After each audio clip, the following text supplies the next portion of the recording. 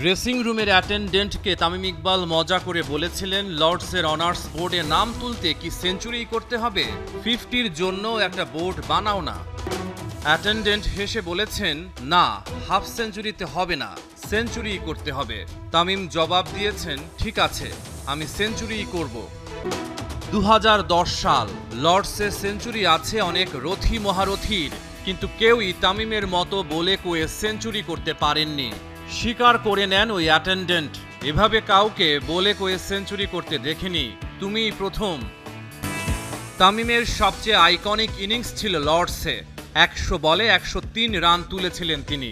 এই সেঞ্চুরির উদযাপনও ছিল মনে রাখার মতো। সেঞ্চুরি করা মাত্রই তামিম ইকবাল লাফিয়ে উঠে তার নাম লিখে রাখতে বলেন লর্ডসের অনার্স বোর্ডে। অভিমানী তামিম নিজেকে সরিয়ে রেখেছেন আন্তর্জাতিক ক্রিকেট থেকে। পরিসংখ্যান প্রমাণ করে দেয়, তারকা ওপেনারের বিকল্প পেতে বাংলাদেশকে আরও বহুদিন অপেক্ষা করতে হবে। টেস্ট র্যাঙ্কিংয়ের সেরা 3 দলের বিপক্ষে তামিমের পারফরম্যান্স ঝকঝকে।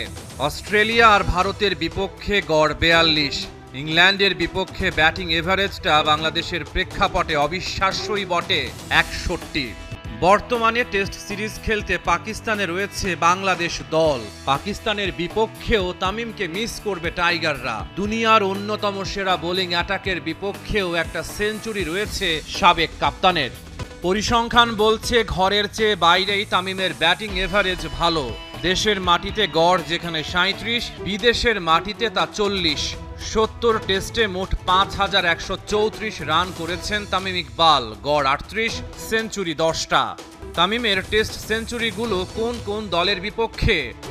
শক্তিশালী ইংল্যান্ডের বিপক্ষে রয়েছে 3টা সেঞ্চুরি, জিম্বাবুয়ের বিপক্ষে শতক 2টা, একটা করে ভারত, নিউজিল্যান্ড, পাকিস্তান, শ্রীলঙ্কা এবং ওয়েস্ট ইন্ডিজের বিপক্ষে। তামিমের পারফরম্যান্স টেস্টে বাংলাদেশকে কতটুকু প্রভাবিত করত? জেতা ম্যাচে তামিমের ব্যাটিং এভারেজ 51, ড্র হওয়া ম্যাচে 59 আর হেরে যাওয়া ম্যাচে 32। তামিমের বয়স এখন 35, অনায়াসে আরো 2-3 বছর জাতীয় দলকে সার্ভিস দেওয়ার ক্ষমতা রয়েছে তার, কিন্তু তার মান ভাঙাবেন কে?